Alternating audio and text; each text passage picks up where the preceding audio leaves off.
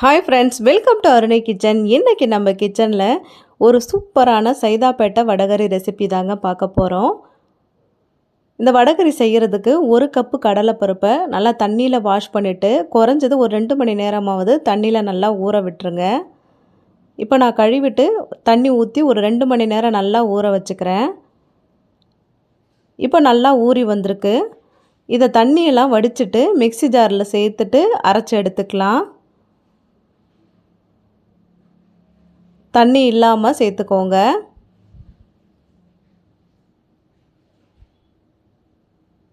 நம்ம கடலைப்பருப்பு வடைக்கெல்லாம் அரைப்போம் இல்லையா, அந்த வடை கொஞ்சம் நைஸாகவே அரைச்சி எடுத்துக்கலாம்.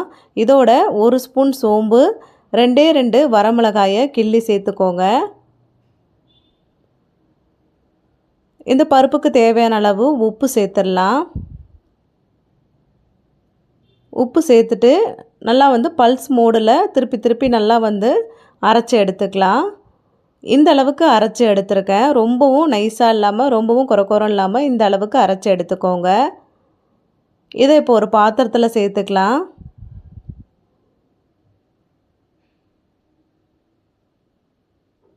ஒரு 2 பெரிய வெங்காயம் கட் பண்ணி எடுத்துருக்கேன். 2 பச்சை மிளகாய், தக்காளி, அதுக்கப்புறம் கொஞ்சமாக கருவேப்பிலை எடுத்துருக்கேன். நம்ம அரைக்கிறதுக்கு முன்னாடியே கொஞ்சமாக எண்ணெய் ஊற்றி வாணலில் வச்சுட்டு இப்போ எண்ணெய் காஞ்சதுக்கப்புறமா போட்டு எடுத்துக்கலாம். நம்ம பக்கோடாவுக்கெலாம் போடுவோம் இல்லையா, அந்த மாதிரி கிள்ளி கிள்ளி சேர்த்துக்கலாம். இதில் இந்த வடை நல்லா கோல்டன் ப்ரௌன் ஆகிற வரைக்கும் நல்லா பொரிய விடக்கூடாது. கொஞ்சம் பாதி வேக்காடு இருக்கக்குள்ளே எடுத்துட்டிங்கன்னா உங்களுக்கு வடகறி நல்லா சூப்பராக இருக்கும். இந்த ஒரு டிப்ஸை மட்டும் நீங்கள் ஃபாலோ பண்ணிங்கன்னா வடகறி ரொம்பவே நல்லாயிருக்கும். ரொம்ப நம்ம மசால் வடைக்கெல்லாம் சேர்த்து நல்லா பொன்னிறமாக வரும் இல்லையா, அந்த அளவுக்கு விடக்கூடாது. பாதி வேக்காடு வெந்ததும் அப்படியே எண்ணெயை வடிச்சிட்டு எடுத்து வச்சுக்கலாம். இது எண்ணெயும் அதிகமாக குடிக்காது. நம்ம வெங்காயம்லாம் சேர்க்கலை, அதனால் எண்ணெயும் அதிகமாக குடிக்காது. இப்போ இந்த அளவுக்கு நல்லா பொன்னிறமாக வந்ததுக்கப்புறம் எடுத்துக்கலாம். ரொம்பவும் வேக விடக்கூடாது.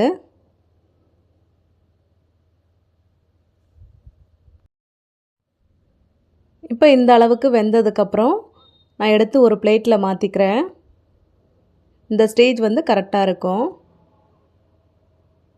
இதே மாதிரியே திரும்பவும் நல்லா போட்டு எடுத்து நம்ம எண்ணெயில் போட்டு பொரித்து எடுத்து வச்சுக்கலாம். அப்படியே கொஞ்சம் கொஞ்சமாக கிள்ளி கிள்ளி அப்படியே போட்டு எடுத்துக்கோங்க. ஏன்னா நம்ம இதுக்கப்புறம் அரைக்க தான் போகிறோம். அதனால் ஷேப்பு முக்கியம் இல்லை, எப்படி இருந்தாலும் பரவாயில்ல. இப்போ 2வது பேட்சும் போட்டு நல்லா வறுத்து எடுத்து வச்சுருக்கேன். இதை நல்லா ஆறினதுக்கப்புறம் மிக்ஸி ஜாரில் சேர்த்துக்கலாம். மிக்ஸி ஜாரில் சேர்த்துட்டு ஒரு 2 திருப்பு திருப்புனா போதும். பல்ஸ் மோடில் 2-3 வாட்டி திருப்பி எடுத்துக்கோங்க. ரொம்ப பொடியாக இருக்கக்கூடாது. கொஞ்சம் இந்த அளவுக்கு கொஞ்சம் கொரன்னு அரைச்சி எடுத்தால் தான் நம்ம வடகறி சாப்பிடப்போ ரொம்ப நல்லாயிருக்கும். இப்போ இந்த அளவுக்கு அரைச்சி எடுத்துட்டேன். இதை அப்படியே ஒரு பிளேட்டில் மாற்றிடலாம். 2 வாட்டியாக அரைச்சி எடுத்துருக்கேன். இப்போ அதே வாணலில் கொஞ்சமாக கடலை எண்ணெய் சேர்த்துருக்கேன். ஒரு 4 ஸ்பூன் அளவுக்கு கடலை எண்ணெய் சேர்த்துக்கோங்க. எண்ணெய் நல்லா காஞ்சதுக்கப்புறமா பட்டை, லவங்கம், அதுக்கப்புறம் சோம்பு 1 ஸ்பூன், பிரிஞ்சி இலை, இது 4 மட்டும் சேர்த்தா போதும். சேர்த்துட்டு கொஞ்சமாக கடுகு சேர்த்துக்கலாம். கடுகு சேர்த்து நல்லா பொரிஞ்சதுக்கப்புறமா பெரிய வெங்காயம் 2 எடுத்து நல்லா பொடியாக கட் பண்ணி வச்சுருக்கேன். தக்காளி, பச்சை மிளகாய், கருவேப்பிலை. இப்போ நல்லா பொரிஞ்சதுக்கப்புறமா வெங்காயம் சேர்த்துக்கலாம்.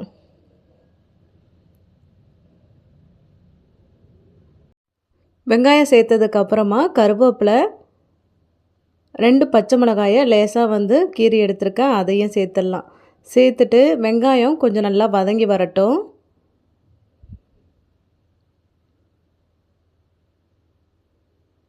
வெங்காயம் நல்லா இந்த அளவுக்கு வதங்கினதுக்கப்புறமா தக்காளி சேர்த்துக்கலாம்.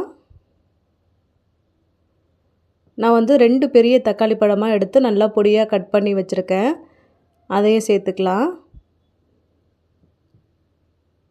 இதோட உப்பு சேர்த்துட்டிங்கன்னா நல்லா சீக்கிரமாக தக்காளி பழம் வதங்கி வரும். அதனால் உப்பு சேர்த்துக்கிறேன்.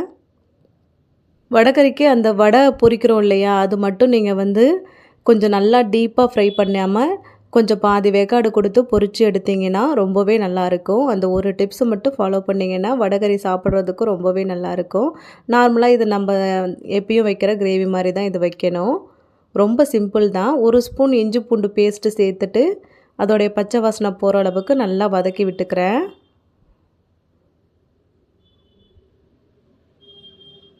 இடியாப்பம், ஆப்பம், இட்லி இது கூடலாம் நல்லா வந்து சூப்பராக இருக்கும். கண்டிப்பாக நீங்கள் ட்ரை பண்ணி பாருங்கள். எப்போவும் இட்லிக்கு சட்னி, சாம்பார் செய்யாமல் இப்படி ஒரு வாட்டி ட்ரை பண்ணி பாருங்கள். கொஞ்சமாக மஞ்சத்தூள் சேர்த்துக்கிறேன். காஷ்மீரி மிளகாத்தூள் 1 ஸ்பூன் சேர்த்துருக்கேன். சின்ன ஸ்பூனாக இருக்கிறதுனால நான் 2 ஸ்பூன் சேர்த்துருக்கேன். மல்லித்தூளும் அதே மாதிரி 1 ஸ்பூன் சேர்த்துக்கிறேன். கலருக்காக கொஞ்சம் காஷ்மீரி மிளகாத்தூள் சேர்த்துருக்கேன். நீங்கள் சேர்க்கலைனாலும் பரவாயில்ல. சிக்கன் மசாலா ஒரு 2 ஸ்பூன் எடுத்திருக்கேன். சிக்கன் மசாலா சேர்த்திங்கன்னா நல்ல ஒரு வாசனையாக இருக்கும். இதுக்கப்புறம் நீங்கள் வந்து கரம் மசாலா எதுவுமே சேர்க்க வேண்டாம். இந்த சிக்கன் மசாலா மட்டும் சேர்த்தா போதும். சேர்த்துட்டு நல்லா கலந்து விட்டுட்டு இப்போ இந்த வாணலில் நான் முக்கால் வாணல் அளவுக்கு தண்ணி சேர்த்துக்கிறேன். தண்ணி நிறையா இருந்தால் தான் நம்ம வந்து திரும்ப வந்து அந்த வடைகறியை போட்டு கொதிக்க வைக்கக்குள்ளே தண்ணி நல்லா உறிஞ்சிக்கும். அதனால் இந்த வாணலில் நான் முக்கால் வாணல் அளவுக்கு தண்ணி சேர்த்துக்கிறேன். தண்ணி சேர்த்துட்டு மூடி போட்டு நல்லா வந்து கொதிக்க விடுங்க. நல்லா கொதி வரட்டும். இப்போ நல்லா கொதி வருது பாருங்கள். இந்த ஸ்டேஜில் அடுப்பை நல்லா சிம் பண்ணிவிட்டு நம்ம அரைச்சி எடுத்து வச்சுருக்கிற அந்த வடைகறியை சேர்த்துடலாம்.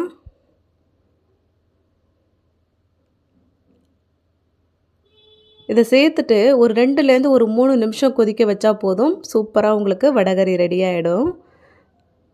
அந்த தண்ணி நம்ம ஊற்றின தண்ணியில் அது நல்லா வெந்து வரும். சூப்பராக இருக்கும்.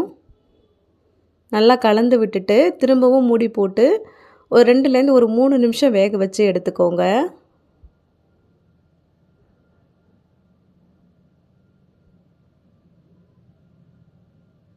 இப்போ மூடி போட்டு ஒரு 2 நிமிஷம் நல்லா வந்து வேக வச்சு எடுத்துக்கிறேன். நல்லா ஹை ஃப்ளேம்லேயே வேக வச்சு எடுத்துக்கலாம்.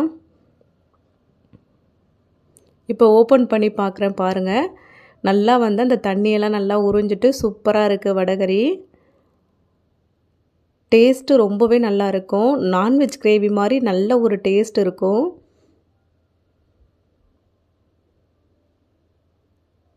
நல்லா இந்த ஸ்டேஜ் வந்து கரெக்டாக இருக்குது பாருங்கள். கொஞ்சம் வந்து ஆறுனதுக்கப்புறம் கெட்டியாயிடும். அதனால வந்து இந்த ஸ்டேஜில் ஸ்டவ் ஆஃப் பண்ணிடலாம்.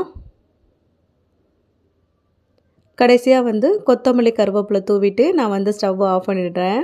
அவ்வளோதாங்க, சூப்பரான வடைகறி ரெடி ஆகிடுச்சு. சைதாப்பேட்டை வடைகறி நல்லா ஒரு சூப்பராக இருக்கும். நீங்கள் வந்து சுட சுட நல்லா இட்லி, தோசை, அதுக்கப்புறம் ஆப்பம், இடியாப்பம் இது கூடலாம் நீங்கள் சர்வ் பண்ணிங்கன்னா ரொம்பவே சூப்பராக இருக்கும். கண்டிப்பாக நீங்கள் ட்ரை பண்ணி பாருங்கள். ரொம்ப சிம்பிளாக தான் இருக்கும். இந்த சைதாப்பேட்டை வடைகறி ரெசிபி உங்களுக்கு பிடிச்சிருந்தனா லைக் பண்ணுங்கள், ஷேர் பண்ணுங்கள். மறக்காமல் அருணை கிச்சனுக்கு சப்ஸ்கிரைப் பண்ணிடுங்க. Thank you friends.